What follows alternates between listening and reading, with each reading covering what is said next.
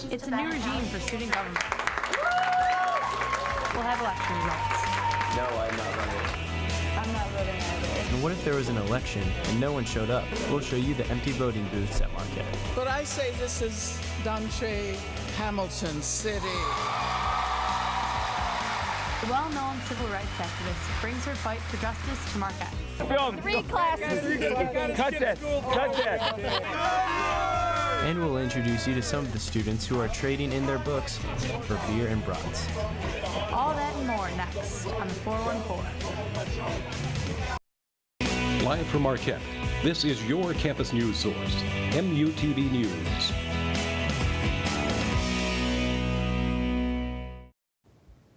Hello and welcome to another edition of the 414. I'm Brian Morsey. And I'm Lucy Sullivan. MUSG officially has their new leaders. The results were announced this past Friday at a press conference in the AMU. Here's a look at the results. Students stood in anxious anticipation on Friday as MUSG's 2017 election results were revealed. The votes.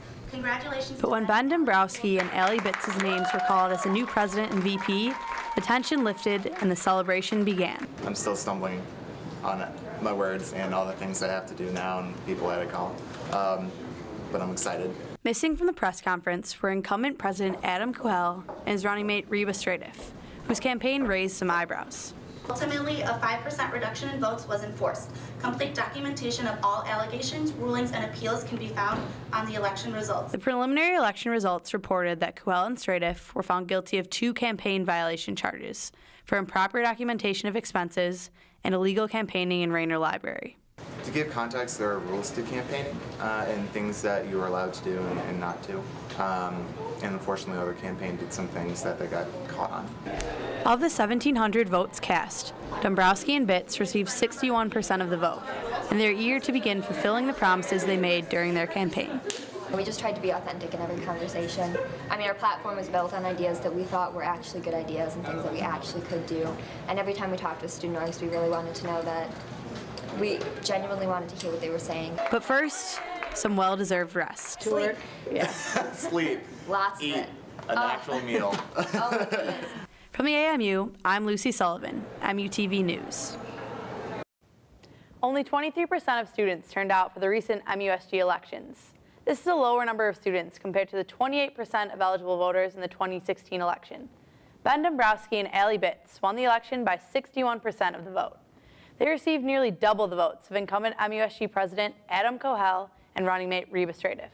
The team was penalized 5%, finishing with 28% of the vote. Local elections came to Marquette this week as students and local residents cast their votes for school and government officials. Nicholas Molina has the story. The Marquette University Alumni Memorial Union caters to all types of student needs. But on Tuesday, it served as a polling station for the entire community. The polls were open from 7 a.m. to 8 p.m. But voting for what? I do not know the vote that's going on today. I didn't know about it. This is the first time I'm hearing about it. I only saw it on Facebook and I saw something about education. But The vote was for the Wisconsin State Superintendent of Public Instruction, Supreme Court Justice, the Court of Appeals Judge for Districts 1, 2, and 4, and the Circuit Court Judge. But with only 4 hours left, only 55 voters had passed through. That's less than 1% of the Marquette University undergraduate student body. Sometimes you do see signs that say, like, go vote or do something like that, but it's not necessarily clear as to what it's for. However, one student was passionate about his vote. These local elections really do matter and have an important, or have a significant effect on future policy in terms of our public schools, in terms of how education specifically is treated here locally in the state. Though the Marquette campus polling station was quiet, many are hopeful that around the state, others rallied for change. From the AMU, I'm Nicholas Molina, MUTV News. Statewide turnout reached 16% compared to 67% for the presidential election. But turnout at Marquette's AMU was far below that. Only 133 people voted, putting voter turnout at less than 4%. In last fall's presidential election, turnout was above 90%, with more than 2,000 people voting. MUSG is currently hosting a Q&A with President Michael Lovell on Facebook Live. MUSG is taking student-submitted questions via the link on your screen, as well as through comments during the live stream. The stream is taking place on the MUSG Facebook page, so be sure to check it out after the show. Racial divide is an issue relevant to our city and our very own campus. The Marquette Forum brought a special guest to discuss. Shamama Mahmood brings us the story. She was needed for our community, especially considering like all the controversy and the divide we've had on campus. However, something that I really am happy that she addressed was the idea of start where you are. She is a living symbol of how, through the power of collective action and mobilization, we can accomplish great things. And now I introduce Dr. Angela Yvonne Davis.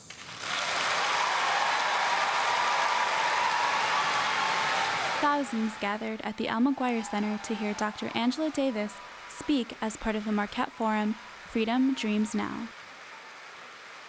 The Freedom Dreams Forum that has brought together the Milwaukee community and the Marquette community to discuss key social issues of our time.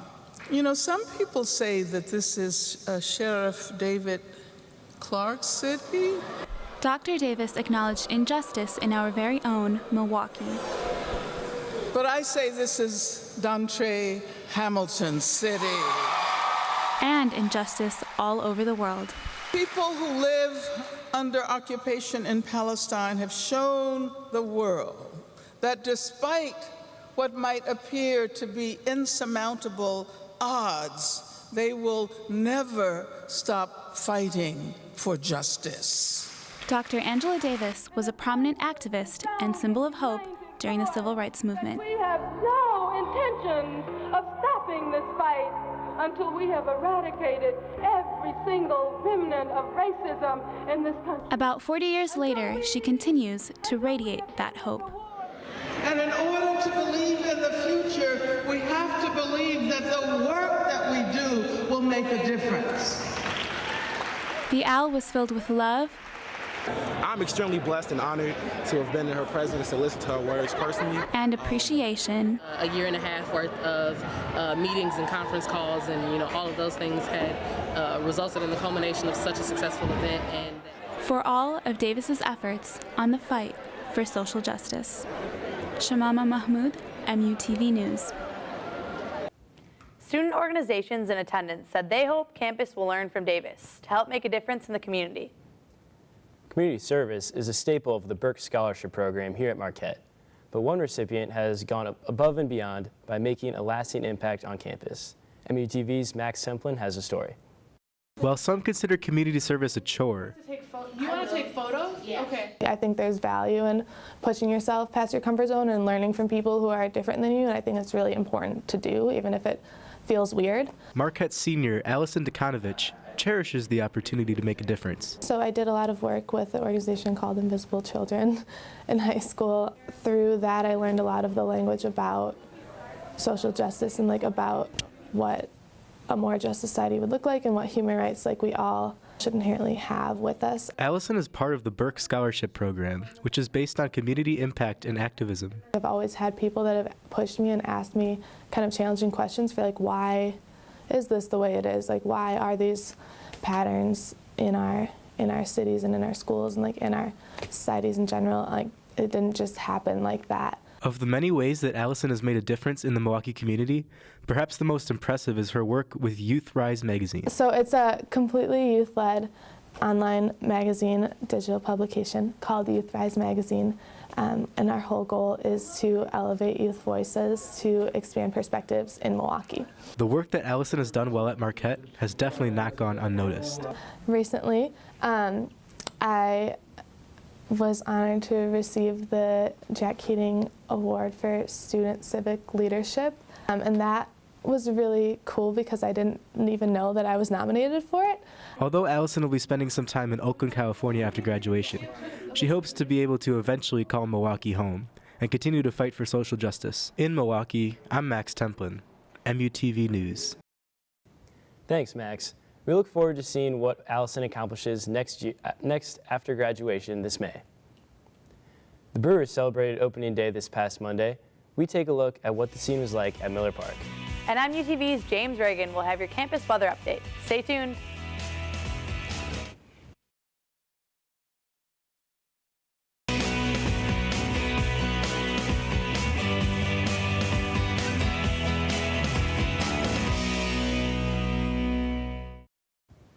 Welcome back to the 414. Some Marquette students came down with a severe case of blue and gold fever on Monday. The prescription? Hot dogs and hits. Hannah Kirby has the story. It's 11 a.m. on a Monday. Most Marquette students are heading to class. So where are these two going? Opening day, of course. The Brewers home opener. I'm skipping class.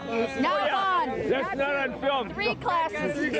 Cut that. Cut that. The entire parking lot is full. There are tents everywhere. I mean, it's going to be a party in there today. It's going to be a lot of fun. Everyone is so excited, and it's been a thing that's been in the back of my head my entire life. Trading in your responsibilities for beer, brats, and baseball doesn't stop after college.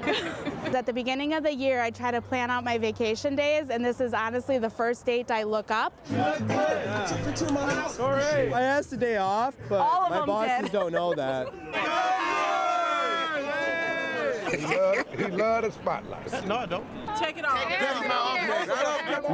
Monday's my off day, and most of us are retired. We with people that we love. We with our friends. We with our family, and we having the best time that anybody could have at Miller Park. For students like Spencer and Nick, it's their first opening day. But for lifelong Brewer fans like Tom Christie, Go Brewers. This is my 40th in a row since 1976.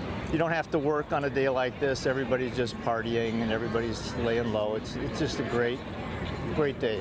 I know the Brewers aren't that great right now, but I stick with them, through the good and the bad. A diehard Brewers fan. From Miller Park, I'm Hannah Kirby, MUTV News.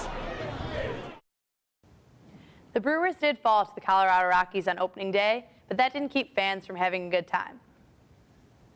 The 707 building unveiled the new hub for the first floor this past week to promote student creativity. The hub is powered by the Kohler Center for Entrepreneurship and the Social Innovation Initiative. The space is available for anyone to come with business ideas, meet with mentors, and work on different prototypes. The hub is also available as a social space for students. An important student media project is about to be launched. The Marquette Journal, Tribune, MUTV, and Marquette Radio are joining forces to produce a suicide awareness project. The project kicks off with the printing of the student magazine Marquette Journal, which will hit the stands Monday. The 414 will have multiple stories regarding suicide awareness starting in our next newscast. Even though the Marquette limo services don't provide fancy stretch limos for students, they do provide students with protection on campus. I took a closer look into those who wear the bright yellow jackets at Marquette. Some students love them. I like calling a limo because I feel safer, and it's fun that students drive them. Some students think they need improvement. Have different areas they work, so different cars go in smaller areas so that they can get people faster to where they need to be. But like them or not, on a rainy day, students will need them. Limos have transported close to 6.6 million members of the Marquette community during the past 24 years. It used to be just a volunteer program, so we just had patrollers. We didn't have any vans, so that was a lot of fun. We just did it for the love of serving the Marquette community. And student supervisors gave us the behind-the-scenes look. My name's Jack Howlett, and I'm a field supervisor and student employment coordinator here. Yeah, my name is Jimmy Doss, and I'm also a field supervisor and student employment coordinator. Day can be as simple as patrolling campus, 37 to 590. or as chaotic as taking care of a fire. All of a sudden, 3 of the other supervisors are sprinting out of the door. I'm like, oh God, what happened? And so I run out, and you just see this orange glow coming from the top of the van. It wasn't the fluorescent strobe. No, it was. Or those fluorescent jackets. But one thing is for sure, students can count on the Marquette limo service to be ready for anything. One of our 5 imperatives is to be visible, so these jackets help. From Campus Safety, I'm Brian Morrissey, MUTV News. Forgot my raincoat today, James. Am I going to need it tomorrow? What's it looking like? Well, let's go take a look, Lucy. Right now, the temperature is 38 degrees with a wind chill is also 38 degrees. Humidity with 64% and the winds facing north at 2 miles per hour. The almanac reads a high of 43 degrees and a low of 38, and the average is 50 degrees. Around the nation, in Colorado, you'll see that it's 63 degrees. In California, it's 66. And in Washington here, it's 50 degrees. In Florida, you'll see 63 degrees down there. In lovely Chicago, it's 39 degrees. And then 51 in New York City. In the great state of Wisconsin, you'll see Green Bay has 45 degrees. Milwaukee has 39, Madison 43, Eau Claire 53, and Warsaw 50 degrees. Tonight, there's a chance of rain with 41 degrees, winds with facing north-northeast at 17 miles an hour. And tomorrow, for 9 a.m. classes, there's a chance of rain with 39 degrees, winds facing north-northwest at 22 miles an hour. Well, you know, they say April showers bring May flowers. Yes, definitely. Coming up after the break, Leah Harris will have your Golden Eagles sports update. Stick around, we'll be right back.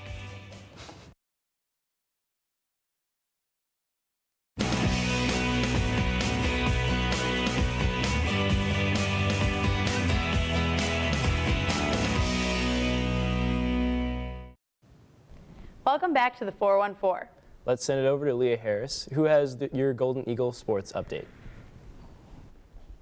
Thanks, guys. The men's lacrosse team took on the Villanova Wildcats last Saturday. Seniors Joe Dunn and Kieran Clark each scored twice for the Golden Eagles, but it was not enough to hold the Wildcats as they took the win 10-9. Marquette led this match after 3 periods, marking the first time in program history that they have lost a game after leading after 3. The game headed into overtime, and with a minute and a half remaining, Villanova found the back of the net, giving them the first conference victory over the season. Marquette now falls 5-3 overall and 1-1 in the Big East. Despite the men's loss to Villanova, the Marquette's women's lacrosse team walked all over the Wildcats 20-6 last Saturday at Valley Fields. Led by a 4-goal effort from Charlotte McGuire, 4 other ladies recorded the hat tricks. Marquette also took the number 3 ranked Florida Gators this afternoon, and with a similar score, but a different outcome. The Golden Eagles fell to the Gators 21-7. Marquette looks to bounce back this Saturday as they travel to Denver to take on the 13th ranked Pioneers. The men's 4x100 meter relay team of Joshua Ward, Jay Whalen, Connor Booz, and Braden Bell set a school record with a time of 41.41 seconds, while the women's 4x1 relay of Ara Strong, Anna Strong, Madison Marco, and Terica Harris also turned in a win in a time of nearly 47.5 seconds. The Golden Eagles will return home to host the Marquette Duels at Valley Fields this afternoon. And with college basketball season coming to a close, so will the intramural season. MUTV's James Reagan has a report from the courts at the Rec Center.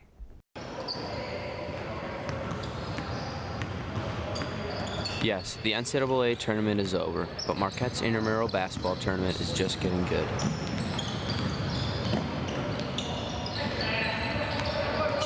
And that's where you'll find Rodolfo Moschioni. I play for ball movements, and I'm a center for the team.